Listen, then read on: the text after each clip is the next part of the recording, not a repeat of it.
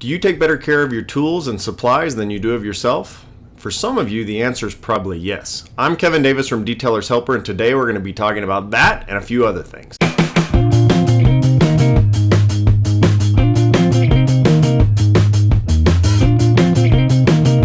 If you've watched these videos before or been around me on social media at all, I don't really like to beat around the bush. Sort of take the no BS approach to life, no BS approach to business, and also to the stuff that I give to you guys. So this video is going to be one of those kind of things. I want to take a no BS approach to this topic. I'm going to tell you things that no one else in your life is probably telling you right now. Maybe your doctor, maybe a nurse. But I want to talk to you about some things that are really important that I think a lot of us, especially guys, don't necessarily pay much attention to. Basically, I want to talk about three things. I want to talk about your health and several aspects of that. I want to talk about health insurance, and I want to talk about life insurance. So those three things, we'll try to get through those pretty quickly. A little bit about my background. I graduated with a degree in exercise science and nutrition and a secondary degree in business administration. So I worked for many years in the healthcare industry, fitness industry actually, and some corporate wellness, that healthcare side of things. Ran health clubs, was a personal trainer, trained trainers, all that kind of stuff. So I do know a little bit about what I'm talking about. I've also been a exerciser, since I was 15 years old. So some of what I'll talk about in terms of health and nutrition and stress management, all that kind of stuff. I do have a little bit of a background in that, actually quite a bit of background in that, so I sort of know what I'm talking about, maybe enough to be dangerous. But so I want to talk to you guys about some stuff that really is dear to my heart. I do everything that I can to make sure that I'm serving the guys and gals that are watching these videos, that are buying my products, just being around me on social media, interacting with me, whatever. And so this actually does come from a place of me wanting to help you, wanting to help your families, and sort of help your future. So let's talk about some stuff about health. So there are several different areas that I want to talk about. Weight control, stress control, caffeine, alcohol, smoking, nutrition, strength and flexibility, and sleep. So let's just run through all those things. So I'm going to tell you something that not everybody is going to tell you. You're probably out of shape and unhealthy. Most of us are, unless you're like a 22-year-old guy that does exercise already, lifts weights, eats right, all that kind of stuff. For most of us that are in our 30s, 40s, and into early 50s, things are probably starting to slip a little bit, especially in an industry where it's self-driven and it's a very stressful type of lifestyle to run your own business and to have employees or not employees, have customers, have financial woes, financial concerns, whether or not you're getting customers, all that kind of stuff. So the health starts to slip a little bit. So let's talk about weight control. A lot of you guys are carrying 20, 30, 40 more extra pounds. I was there about 2.5 years ago. I had actually spent way too much time in front of the computer, too much late night snacking, all that stuff, and I got up to about 210, which is about 30 pounds heavier than I am right now. And for me, it was really uncomfortable. I didn't like the way I looked. I didn't like the way I felt whenever I tried to move around and do stuff. I just felt like crap. So some of you guys are feeling that same thing, whether it's 20 pounds or 50 pounds or 100 pounds. It doesn't really matter. If you're carrying extra weight, it just makes your life more difficult. From walking from the car to the Home Depot or to the mall or whatever, or doing your job as a detailer, it just makes it really hard. So, and I'm not talking about a vanity kind of thing. You don't have to be fitness model fit, any kind of thing like that, but you want to try to get your weight and keep your weight into a healthy range. The high weight charts and all that crap, that doesn't really apply much anymore. Those things are from like 1945. But for yourself, hey, this is when I felt well, this is the weight that sort of makes me feel, energized and all that kind of stuff. And so that's sort of your target for that. So a component of weight is going to be body fat percentage. You get these guys that are in their 50s and 60s and they say, I've weighed 180 pounds since I was 16 years old, so I haven't gained any weight. Well, the problem is that there are a lot of what we call skinny fat people. So even though they're still 180 pounds, they were 12% body fat when they were 16 and now they're 42% body fat. So that's what we call skinny fat people. So just be aware that it's not just the weight number that's important. I actually don't use the weight number as much of a of determination of where I'm at more than sort of just a progress guideline. Because the fitter I get, the actual more weight I gain because I'm gaining muscle and all that stuff. We'll talk about that in a second. So second component of that is nutrition. And I've got sort of bad news for you. In terms of weight control, body fat control, nutrition is probably 90% of the effort. You can't really outwork poor nutrition is sort of the fitness buzz phrase that people use. Even if you're working your butt off, and a lot of you guys are burning 8,000 calories a day if you're detailing 4 or 5 cars, you're polishing all day, you're a decent sized guy, all that kind of stuff. But then if you have, 2 donuts and a sugar coffee for lunch, for breakfast, then you have McDonald's for lunch, you eat a huge meal at the end of the day because you're freaking starving and it's 9 p.m., you can easily put down 8 to 10,000 calories. And so the math there, what it does, that's where the weight starts to creep up and the weight stays on. So the nutrition part of it is really, really important. From a nutrition standpoint, how do you balance that? Well, there's a couple different ways. First of all, just step one is to cut back on the crap. If you're not really doing much to do nutrition control, just cut back on the crap.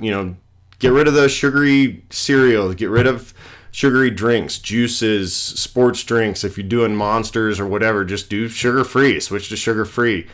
No fast food, get rid of that stuff. If you are gonna, if you need something on the go, there's tons of different options. And I don't even like taking those options. I'd rather have crap food, but choosing salads at those places, grabbing a Subway, those kind of things. There's definitely choices out that are better than just your typical hamburger, fries, big 20,000 ounce soda, sugary soda. So that's sort of step number one. Step number two, which also has a big effect on your spending for food, is meal prep. I do meal prep twice a week.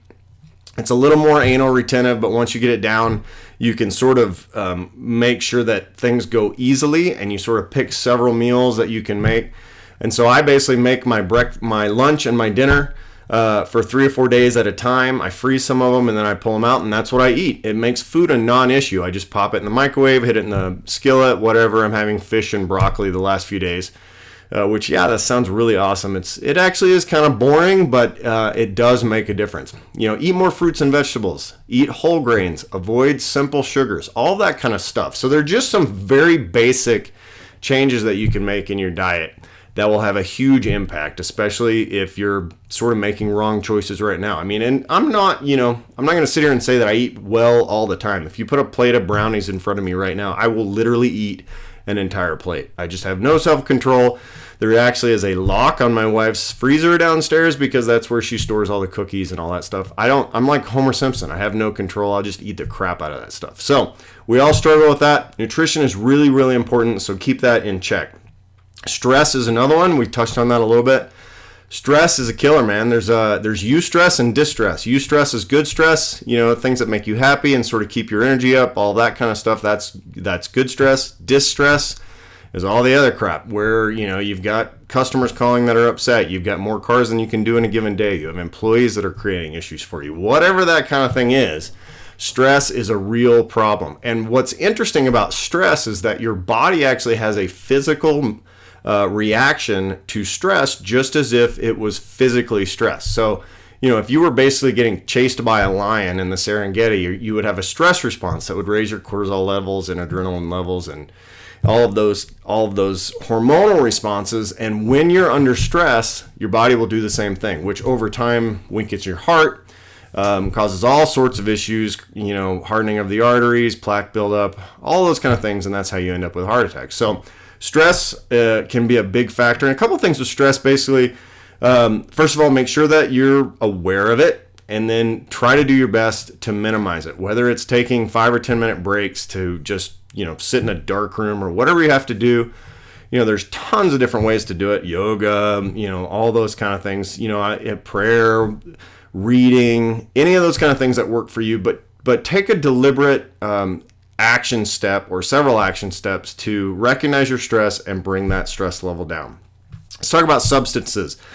Alcohol, drugs, caffeine, smoking, all of those kind of things are stress management, life management drugs, basically. I have caffeine every day. I drink these, I've got my little, what I call my whoopee. This has got caffeine in it. It's got BCAAs. It's got vitamins, minerals, all that kind of stuff. But it's caffeine. It helps wake me up. Helps keep me going through the morning. I try to limit it towards the afternoon. You guys may have Monsters. You may have Nitro, whatever that, NOS, whatever they happen to make for that kind of thing. But, we all abuse caffeine, coffee, that kind of thing. So try to limit that caffeine, especially in the afternoons and evenings, because that will affect your sleep. It also raises your stress levels. So just try to keep that stuff in check. A 6-ounce coffee has about 100 milligrams of caffeine. A 12-ounce Coke or Diet Coke has about 40 to 50, depending on what the brand name is. And so, if you go to Starbucks and get those big-ass coffees, you could be 300 or 400 milligrams, which is not really that great for you. So, somewhere in that, there's different studies that say it's good for you, bad for you, whatever. A couple hundred milligrams is usually probably okay for a given day. If you're into the 400, 500, 600 range, it's time to cut back a little bit. So you'll have to go through the withdrawals and all that stuff. So watch that. Obviously, drugs and alcohol abuse, that's a given. Really, if you're using that as your primary method of coping, if you're downing 12-pack of beer every night and you're abusing other substances, that's just a no-go. Talk to somebody, get some help, figure out a way to come up with some better coping strategies, because, we all know the end game on that. It's just not going to be a good thing. Smoking, lots of guys smoke.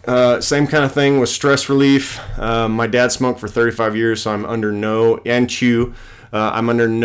illusion that it's easy to quit that kind of stuff. But as well as I do, everybody knows smoking sucks. Smoking's bad for you. It's really hard to quit. Try to cut back. Try to do the best you can. If you can quit, get some help, Chantix, whatever that stuff is. But you're going to be healthier if you don't smoke. And if you don't use tobacco, one of those kind of things. So, all right, so we've talked about weight, stress, caffeine. Let's talk about sleep a little bit.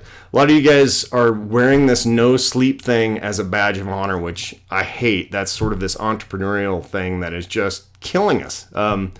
No sleep, lack of sleep, does a lot of things. Raises your stress levels, raises your cortisol levels, doesn't allow your body to repair itself throughout the night.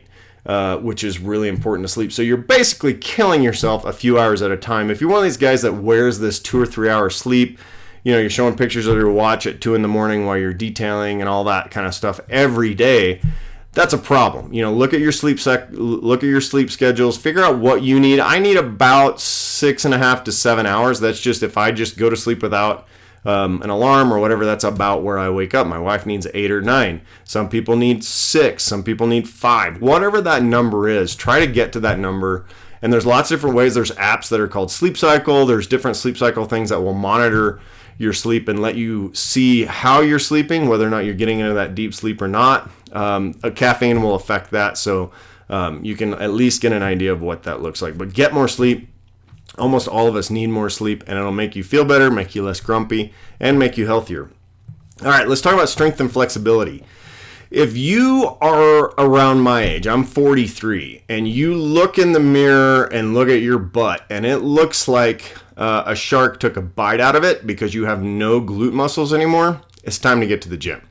So basically what happens over time is and that's where that 60-year-old that says he weighs 180 pounds, that's where that has happened. Over time, if you don't use it, you definitely lose it. And muscle is one of those things that definitely go. And for guys, it typically is those the leg and butt. You see those guys that have it's like a 45-degree angle down from their top of their waist down to their legs. And so that's not good. It creates injury, especially in our jobs where we're bending over a lot, we're bending down a lot. You need to get in and do some weight training to correct that. And squats, deadlifts, all those kind of things are good. Watch your back. So overall strength training is huge. I know that my buddy and yours, Darren Priest, talks a lot about strength training. The guy's older than me. He looks phenomenal. He's strong. I don't even think the guy uses a ladder to get on top of RVs. He just sort of, takes a running leap and does a pure-on vertical leap to get on top. The guy's just strong, and there are a lot of guys in that. I do weights 6 days a week typically, which is, I have the time to do that. I make the time to do that in the morning or in the afternoon, in the evening. I have a gym in the house and I go to the gym, so I can do that. That's not necessarily what I'm advocating, but you do need to be doing strength training. Well, you say, well, I polish cars all day, I'm up and down, all that stuff. That's not the same. That sort of becomes like lightweight cardio over time. You're not really building any muscle, and believe it or not, going to the gym and actually doing weight training and putting your muscles under a load that they're not used to on a, every couple of days, 3 to 4 times a week, will make your job easier as you get stronger. So do weight training. I would actually say that weight training is 10 times more important than doing any cardio that you can do. We've done marathons, we've done half marathons, we've done tons of cardio, and every time I do it and slack off on my weight training, I get fat. So I know that it works, and pretty much all the statistics say the same thing. The other component of that is flexibility. Weight training actually helps with flexibility because you're stretching those muscles, but you need to be deliberate about flexibility also. There's some debate as to whether or not pre-exercise or post-exercise stretching is better for you. But regardless, flexibility is good, especially if you're leaning over and all that. And you've got that tightness in your back. I did some deadlifts yesterday, and actually my back is a little bit tight this morning, so I know I needed to stretch my hamstrings, stretch my lower back. Get the stretching done.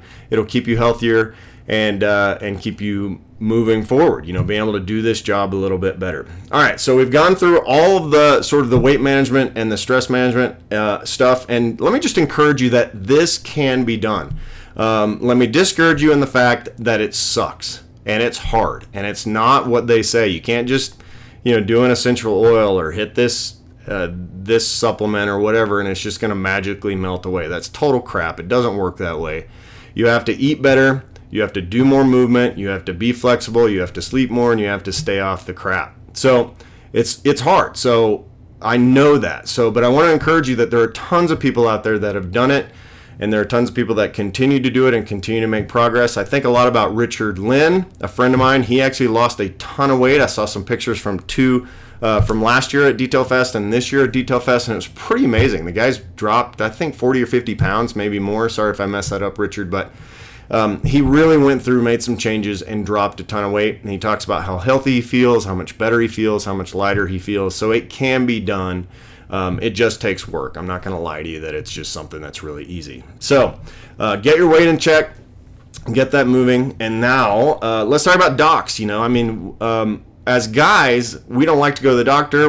Most people hate going to the doctor, getting checkups. I'm healthy. I'm 25 years old. I don't have any problems or whatever. So get regular checkups. That's really important. If you live in an area like Florida, southern Texas, Arizona, Southern California, all that, and you're in the sun a lot, a couple of different things. First of all, wear sunscreen. It's really important. Wear a hat, wear long sleeves if you have to, and that will protect your skin. But also get regular checkups. You need to go to a dermatologist and have them check up on you. We've got a friend right now, Brian Guy, that's going through some stuff with skin cancer. So it's very real. We know that it happens. My dad had skin cancer from being a farmer, and they didn't even do sunscreen at that point. So skin cancer is a very big deal. So get checked. Have your significant other check you out every once in a while, that kind of thing. It sounds a little weird, but get checked. Have regular checkups from your doctor. Even it doesn't have to be every year, but depending on your age, but maybe every couple of years, every 3 years, going for a physical. Just say, hey, check me out, see what's going on, and see whether or not the heart's right, the skin's right, the brain's right, all that kind of stuff. And then he can give you some guidelines, or she can give you some guidelines on how to do that. So getting your checkups is really important. Speaking of checkups, health insurance. A lot of people in the self-employment game can't afford or don't afford health insurance. And man, I've been self-employed for almost 20 years. I know that it sucks. I know that it's expensive. At one time, we were paying like $1,100 a month as a young family. We were like early 30s, 2 young kids and a wife, all healthy, no problems, paying $1,100 a month for what I call catastrophic coverage, $5,000 or $6,000, $8,000 deductibles. But I would encourage you to look at it in a couple of different ways. You need to look at it just as catastrophic insurance coverage. If for some reason you end up with cancer, you end up with a heart attack, you end up with some major thing, health insurance, even with a huge deductible, is better than no health insurance at all. And that's sort of how I used to look at it, was not that, if I go to the doctor with a cold or flu or whatever, then I don't have to really pay anything. But look at it more from the other standpoint. Obviously, with Obamacare, there's sort of some, there's a lot of good things. There's a lot of bad things with that whole thing. I'm not a huge fan, but however, the last few years, we haven't really made a lot of money because we've been having a ton of expenses, and I actually benefit from Obamacare. I get better coverage for less money. Not everybody's like that. And again, I understand. I'm a no BS kind of guy.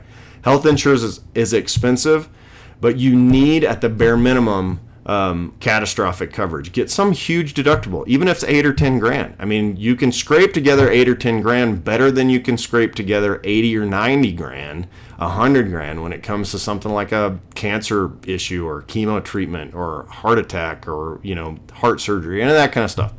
So get some health insurance. The next thing and the last thing is life insurance. Life insurance, there's really no excuse. Even if you're 25 years old, if you have a family, if you're single, just ignore this. You don't need life insurance if you're single. There's no reason to have it. There's nobody that would benefit from it.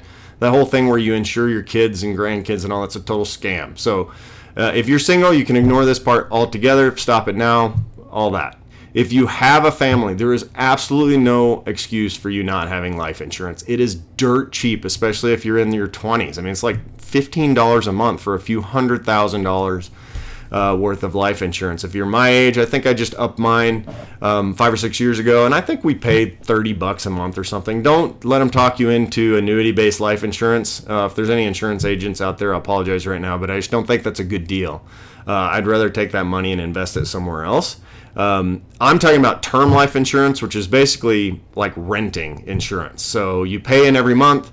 At the end of the 20 years, you either have to re-up and do new insurance, or it's just gone. So that it has no residual value, but the good news is it's really, really cheap. I mean, you can get several $100,000 worth of insurance for 20 or $30 a month, even if you're in your 30s and 40s and all that. It gets more expensive as you get older. It's a risk assessment, all that kind of stuff.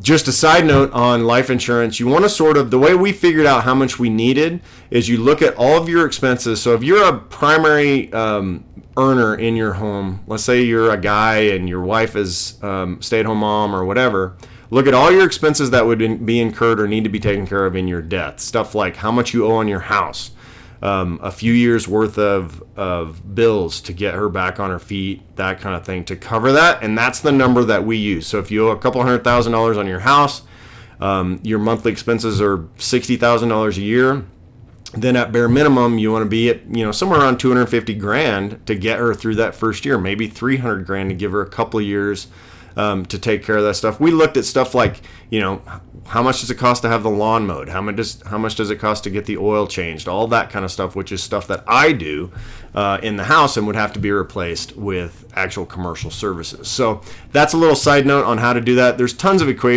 calculators and all that online that you can figure out how much life insurance you need. But just like health insurance, catastrophic health insurance or beyond, I think life insurance is one of those things you have to have. You never know. We had a friend, Todd Randich, out in Seattle last year, and unfortunately just died really suddenly. He was a good friend of mine, and honestly, I don't really know what his situation was health-wise. That was a little bit unknown to me.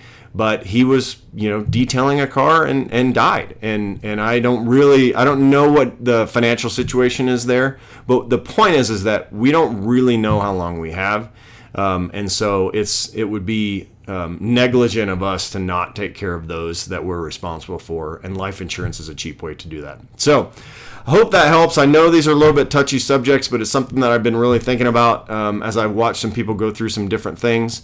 If you've started to exercise, if you've started to eat right and it's getting hard, it gets hard. So just keep at it. Don't worry about the failures. I like this 80-20 rule, which try to be 80% on board with what you're doing. Do 20% that give yourself a 20% leeway. So if you're not always successful every single day, it's not that big a deal. The bigger deal is that you fail once, fail for a week, go on a trip, whatever, and decide that it's just not worth it. Take care of yourself. Eat right, sleep, exercise, get your life insurance, get your health insurance. And I think that you'll sleep better at night even as a result of that. So thanks for watching. I hope this helped. If you need any advice about fitness, nutrition, whatever, you know how to find me on Facebook. Detailers Helper, or you can email me through detailershelper.com. I'm on Instagram, Kevin_B_Davis, or Detailers Helper Official. If you're not currently a Detailers Helper user, I would encourage you to go to detailershelper.com and take a look at that. I've actually launched a couple of consumer versions that we're looking at getting into some big box stores. So if you are a Detailers Helper user and you want one for your kid or for your wife or for your mom or whatever, thehelpertoolbelt.com, we're calling that the Helper to sort of generalize that. It's a little bit of a different version. It's more of a consumer grade tool belt instead of the professional grade that we have now. So we're currently, right now as I speak, we're doing the Air Force One for this year. They're working on Air Force One, the original 727, a B-29 bomber, all that kind of stuff out in the Museum of Flight in Seattle. So we're heading out Sunday to do that, which is really exciting, a really cool project. So things are going well for us here. If you have any questions or need to find me, you know where to do that. Thanks a lot. Have a great day.